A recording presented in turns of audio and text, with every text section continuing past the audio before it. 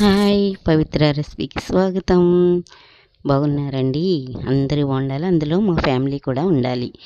ఇవాళ ఒక మంచి రెసిపీ చూపిస్తున్నాను, చూడండి.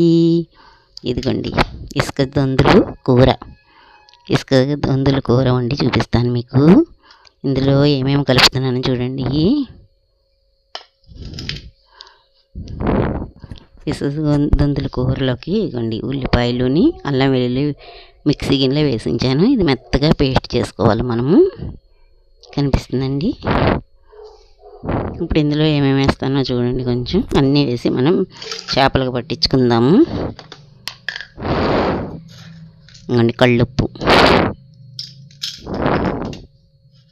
కళ్ళుప్పు టేస్ట్కి తగ్గది వేసుకున్నానండి. కారం, ఇదిగోండి కారం.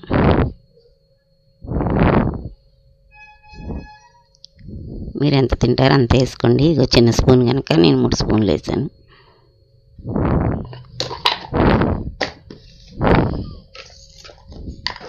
పసుపు,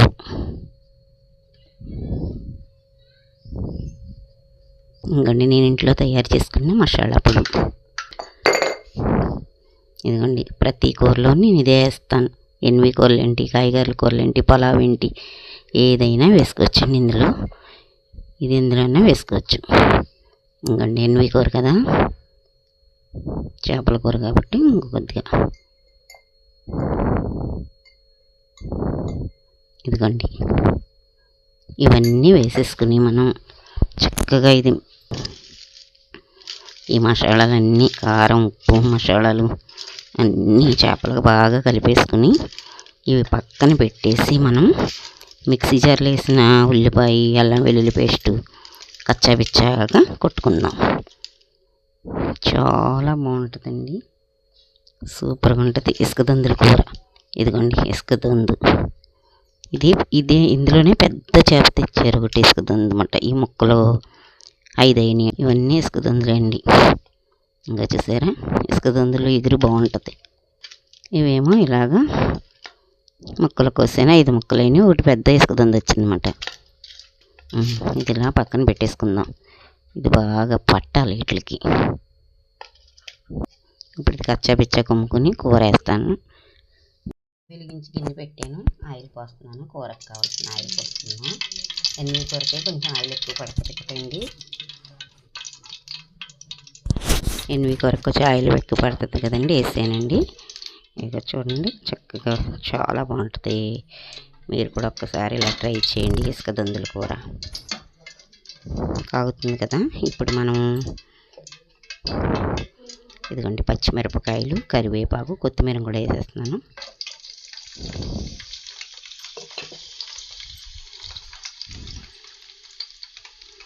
బాగా కలుపుకోవాలి.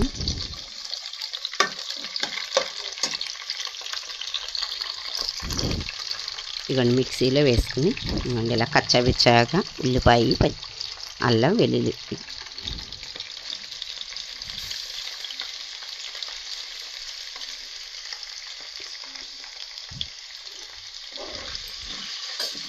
బాగా కొంచెం పచ్చివాసన పోయేదాకా వేపుకోవాలి.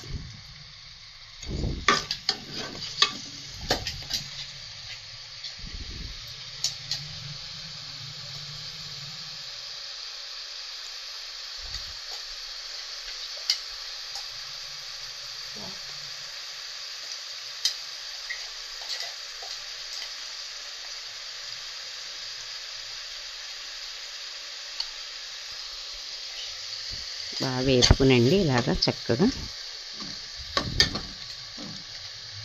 పచ్చివాసన పోయేదాకా వేపుకొని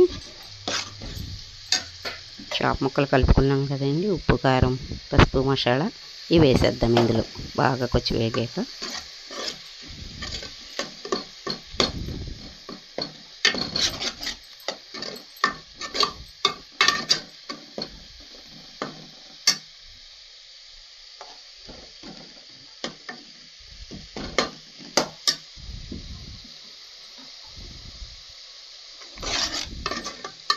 ఇలా వెడల్పు ఫ్రంట్ గిన్నె పెట్టుకోవాలండి చేపల కూరకి. ఇవ్వండి ఇప్పుడు ఇది వేసేద్దామండి. ఈ గ్రేవీ చాలా బాగుంటుందండి. ఇసుక దందుల గ్రేవీ చాలా టేస్టీగా ఉంటుంది. జాయిగా ఇలా కలుపుకోవాలి. కలుపుకొని కాసేపు మూత పెడదాం.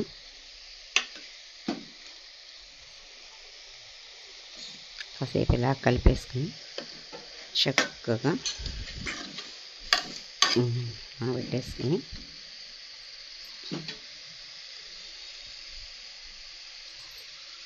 చేపలు ఇలా కలిపేసుకుని చక్కగా మనం మూత పెట్టేసుకుందాం. ఇలా కాసేపు పెట్టుకుని అవన్నీ చేపలకు పట్టేదాకా ఉంచి వాటర్ పోద్దాం. చూద్దాం. అదిగోండి కొంచెం ఉడకట్టింది కదా. ఇప్పుడు మనం ఇందులో వాటర్ పోద్దాం.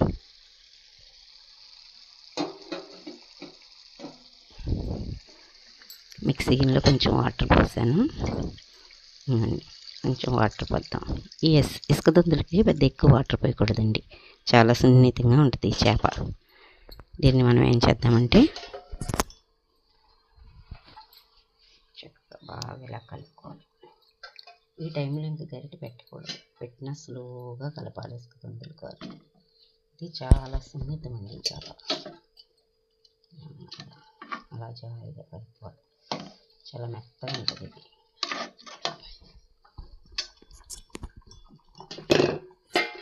కొద్దిగా ఎక్కువ వాటర్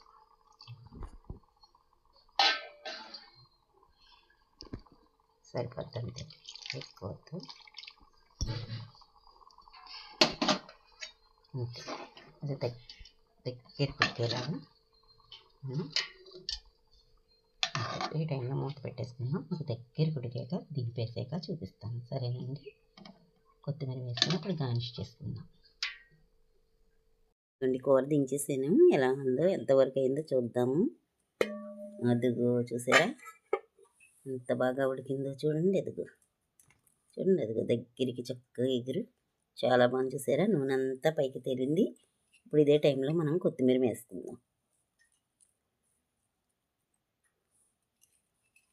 ఇంకా చూసారా ఇసుక దందులు కూర సూపర్గా ఉంటుంది. చూసారండి ఇక ఎంత బాగుందో. అదిగో చక్కగా దగ్గరికి ఉడికిపోయింది. మీరు కూడా ఇసుక దందులు తెచ్చుకున్నప్పుడు ఈ రీతిలో వండుకోండి, సూపర్గా ఉంటుంది. పవిత్ర రెసిపీ చూసిన వాళ్ళు లైక్ చేయండి, షేర్ చేయండి, కామెంట్లు తెలపండి. మళ్ళీ ఇంకో రెసిపీలో కలుద్దాం, సరేనండి.